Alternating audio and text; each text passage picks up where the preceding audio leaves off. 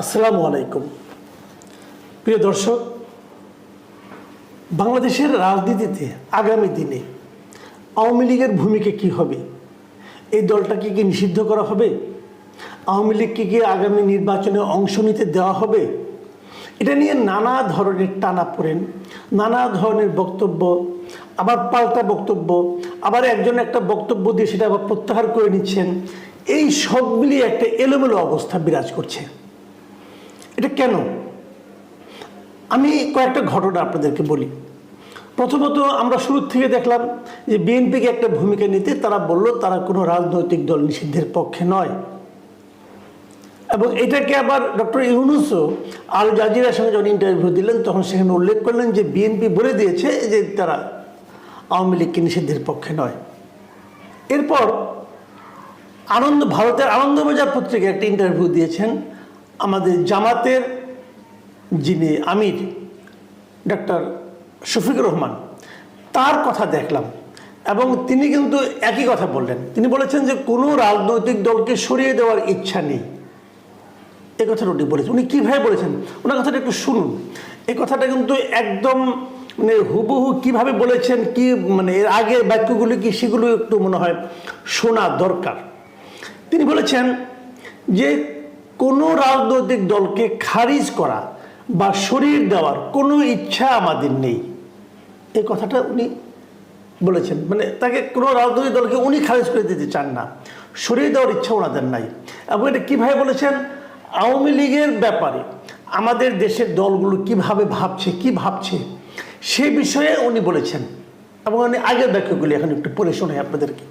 এর আগে বলেছেন যে আওয়ামী লীগের প্রতি জনতার সম্মিলিত ঘৃণা তৈরি হয়েছিল দুর্নীতি এবং ফ্যাসিবাদী নীতির কারণে। তারা নিজেরাই নিজেদের পতন ডেকে এনেছে। কোনো সংগঠন বা দলকে সরানোর জন্য আমাদের কোনো ভূমিকা পালনের প্রয়োজন নেই। মানুষ সব জানেন, তাদের সম্মিলিত প্রজ্ঞাকে আমরা সম্মান করি। এতটুকু বলতে পারি, কোনো রাজনৈতিক দলকে খারিজ করা বা সরিয়ে দেওয়ার কোনো ইচ্ছা আমাদের নেই। তার মানে ওনারা কিন্তু আওয়ামী লীগে নিষিদ্ধ করা হোক এটা চান না। আবার দেখুন বিপরীত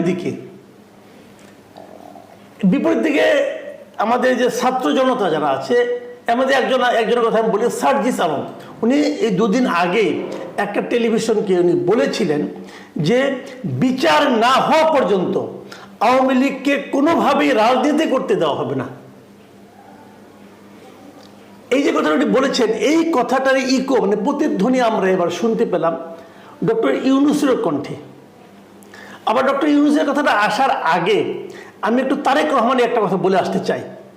তারেক রহমানও কিন্তু গত 7ই নভেম্বরের যে ওনাদের যে বিপ্লব দিবস যেটা ছিল, বিপ্লব ও সংহতি দিবস উদযাপনের সময় উনি এই ভার্চুয়ালি একটা কথা বলেছিলেন। সেখানে উনি বলেছিলেন, দেখেন ওনার কথাটা শোনেন, যে ভোটের অধিকার নিশ্চিত হলে কোনো দল নিষিদ্ধ করার দায়ভার রাষ্ট্রকে বহন করতে হবে না।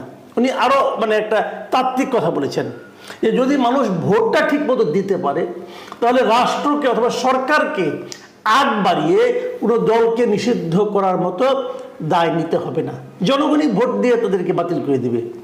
এই কথাটা আমার কাছে কিন্তু খুবই গ্রহণযোগ্য মনে হয়। আমি যেটা বলছিলাম যে সার্জিসের কথার প্রতিধ্বনি ডক্টর ইউনূসের কথায় আবার শোনা গেল। কীভাবে শোনা গেল সেটাও বলছি। টাইম ম্যাগাজিন, মার্কিন যুক্তরাষ্ট্রের যে টাইম ম্যাগাজিন আছে, সে টাইম ম্যাগাজিনকে বৃহস্পতিবারের টাইম ম্যাগাজিনে এটা প্রকাশিত হয়েছে। সেখানে ডক্টর ইউনূসের একটা ইন্টারভিউ প্রকাশিত হয়েছে। সেখানে ডক্টর ইউনূস কি বলেছেন? ইউনূস বলেছেন যে হত্যা ও নির্যাতনের জন্য দায়ী ব্যক্তিদের জবাবদিহির আওতায় আনার পর আওয়ামী লীগকে নির্বাচনে স্বাগত জানানো হবে। উনি কিন্তু দল সম্পর্কে কিছু বলছেন না, মানে দলকে ক্ষমা প্রার্থনা করতে হবে কি হবে না তা বলছেন না। উনি বলছেন যে যাদের বিরুদ্ধে হত্যা ও নির্যাতনের অভিযোগ আছে তাদেরকে বিচারের আওতায় আনতে হবে, তাদের জবাবদিহির আওতায় আনতে হবে। আনার পর আওয়ামী লীগকে নির্বাচনে স্বাগত জানানো হবে। এটা শুনতে অনেকটা সার্জিসের কথার প্রতিধ্বনি মনে হলেও একটু কিন্তু তফাৎ আছে। এই জিনিসটি খেয়াল করার জন্য আজকের এই আলোচনাটা আমি অবতারণা করেছি। তফাৎটা এরকম উনি কিন্তু বলেন নাই যে হত্যা ও নির্যাতনের জন্য দায়ী ব্যক্তিদের বিচার সম্পন্ন হওয়ার পরে, তা কিন্তু বলেন নাই। উনি বলেছেন তাদেরকে জবাবদিহির আওতায় আনতে হবে, মানে তাদের বিরুদ্ধে বিচার কার্যটা শুরু করলেই হবে। বিচার কার্যটা শুরু হওয়া মানে কি? জবাবদিহির আওতায় আনা। এবং বিচার সম্পন্ন হওয়ার দরকার নেই, তার আগেই তাদেরকে নির্বাচনে স্বাগত জানানো হবে। এবং উনি তারপরে আবার কি বলেছেন শুনুন, আর জিনিসটা আরেকটু ক্লিয়ার হবে তার পরের বক্তব্যটাতে।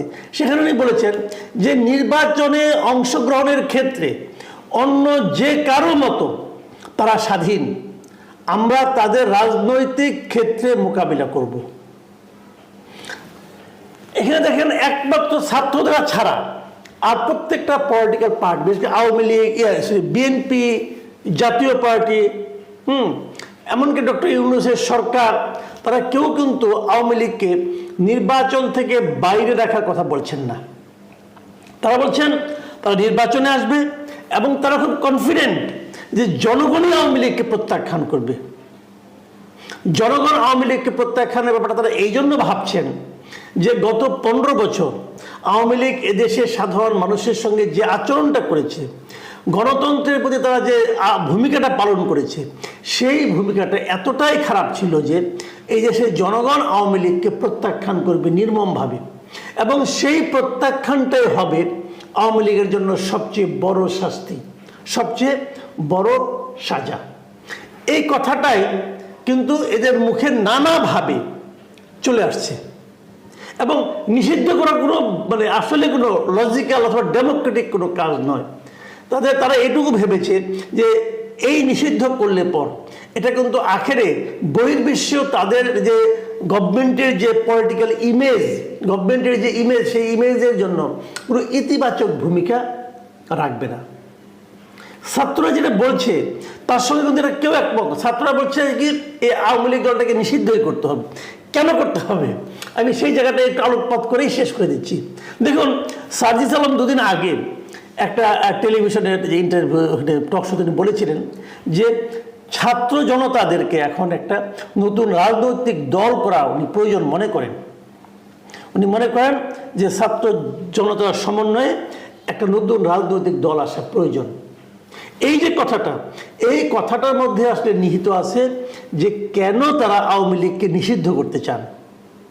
তারা প্রত্যাশা করছেন যদি তারা এরকম একটা রাজনৈতিক দল গঠন করতে পারেন তাহলে আওয়ামী লীগের যে ভোটগুলো আছে, যা নাকি নৌকা মার্কার কোনো প্রতীক নির্বাচনী ব্যালটে পাবে না, তাদের ভোটগুলো হয়তো তাদের এখানে আসতে পারে।